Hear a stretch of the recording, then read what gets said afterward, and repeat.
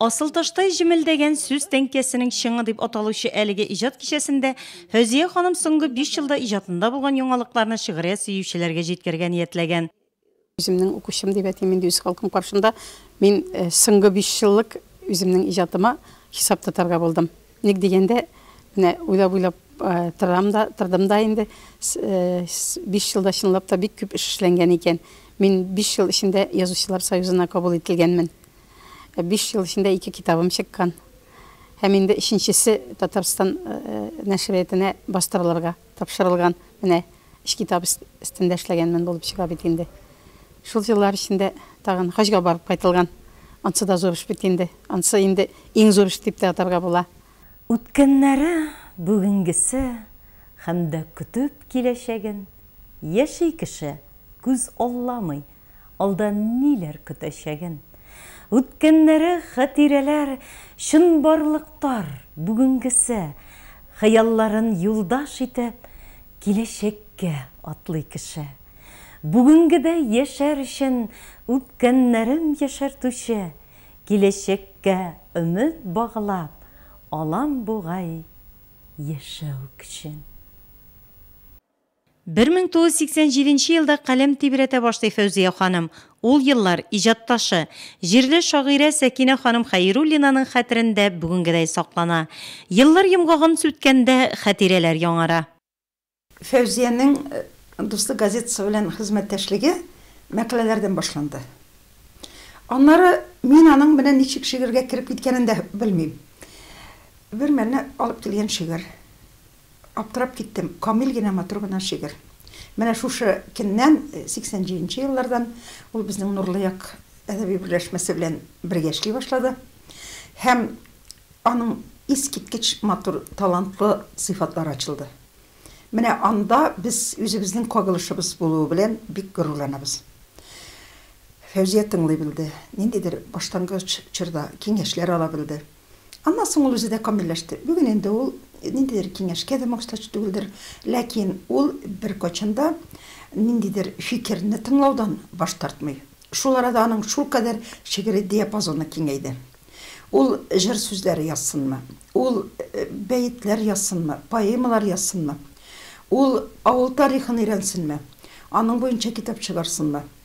Һәм ул искиткеч җаваплы катлаулы эш Коръән фазиләтләрен шигъри юлларга салды.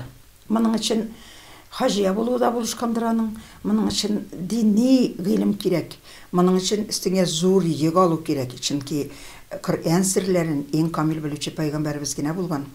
Шушының белән ул һәр бер сүзен дини әһелләре белән киңәшеп, шундый матур мөселманнар өчен бүләк ясады. 30 ел эчендә 9 китап бастырылган, тагын берсе табадан төшәргә тора. Шагыйрәнең иҗат тормышы бишлекләргә бүленгән, һәрберсе үзенә күрә истә калырлык. Соңгы 5 елда унлап яңа җыр иҗат ителгән. Кичәдә алар тамашачыга тәкъдим ителәчәк. Җырчылар минем күбрәк элекке менә 5 ел элек булган үзебез җырчылар.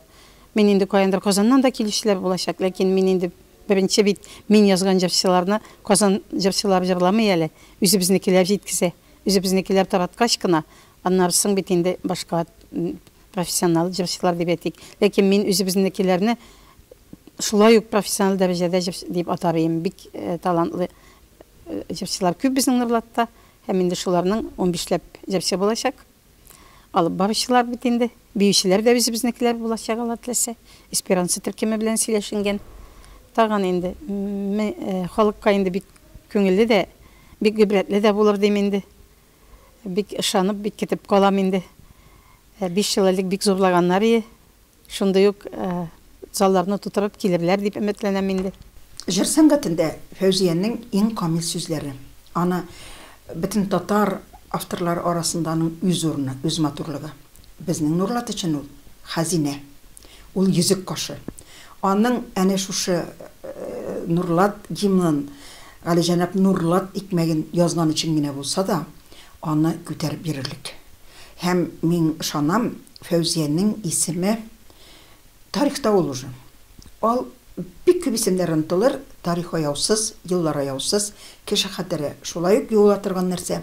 Ләкин аның иҗаты инде үз урынын алган һәм ул һәр вакытта да шияләр авторы, Галижанап Нурлат җыры авторы, Нурлат гимны авторы буларак безнең берничә буынның мәхәббәтен тоеп, хөрмәтен тоеп яшәргә тиеш дип уйлыйм.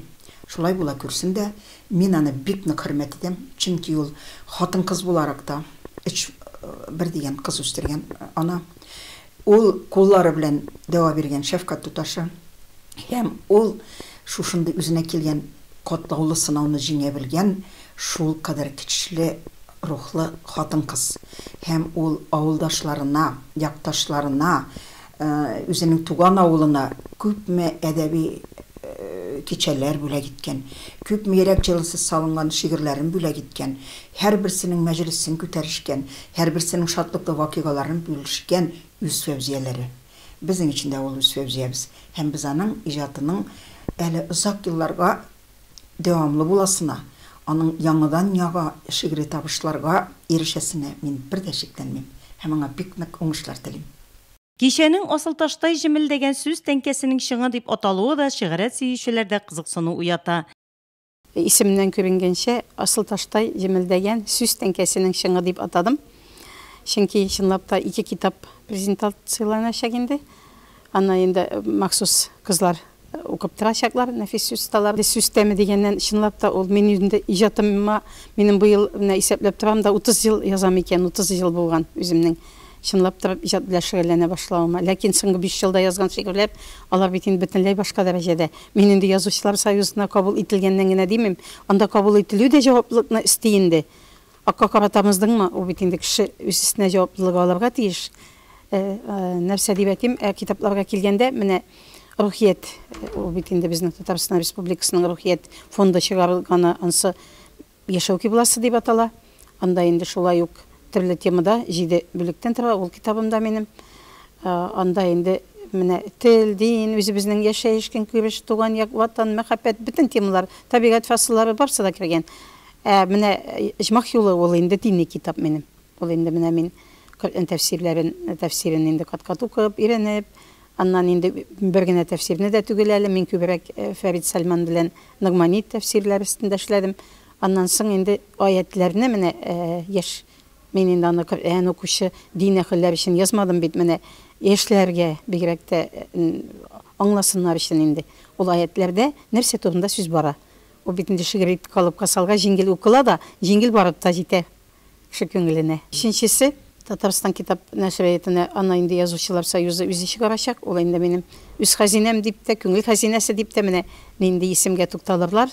Монда инде күбрәк безнең тел, үзебезнең менә татар тарихына, татар теленә, үзебезнең ана теленә багышланган шигырьләр. Дөрес, анда да төрле темалар күп, ләкин анда да мәхәббәт темасы да бар, җырлар да урын ала, ләкин менә ассызланып үтелә инде менә шу тел тарихы да, теленең язмышы, бүгенге язмышын күреп торасыз, ишетеп торабыз. Менә шулай. Район гимны Нурлатым җыры белән тарихка кереп калды Фәүзия ханым Мөхәммәтова. Шагыйрәнең соңгы 5 еллык иҗатындагы яңалыкларны беләсегез килсә, 1 декабрьдә шәһәр мәдәният сараена рәхим итегез. Иҗат кичәсе кичке сәгать 7дә башлана. 1 декабрьдә 19 сәгатьтә, кичке сәгать 7дә була инде ул. Мин инде шәһәр мәдәният сараенда үземне менә мине хөрмәт иткән укучыларымны дип әйтим инде, бөтен Нурлат халкын, шулай ук ылысын, кичесен дигәндәй яшьләрне дә теләгән чиракта яшьләргә дә бик кызыклы булачак. Чөнки яңа җырлар менә әлбит туды. Унлап яңа җыр да булачак. Аннары соң легендар җырлар да җырланачак. Шуның өчен бик көтеп калам инде. Кояшның үзеннән нур иңгән күрәсең, кояшка омтылган нурлы ат сүрәтең. Шын көмеш тояклы, аргамак, нурлы ат, кояштан нур иңгән, нур иле син нурлат. Кояшта иртәрәк чыкканга бу якта, хезмәтне җыр итеп яшиләр нурлатта. Кырларда игеннәр гәрәбә кешелле, кояшның үзеннән нур алган шикелле. Бәйгедә бил бирмәс гайрәтле ирләре, табигать бүләге, хәзинә җирләре. Кызлары гүзәлләр, егетләр баһадир, Худайның хузуры, нур ингән туган җир, нур ингән туган җир.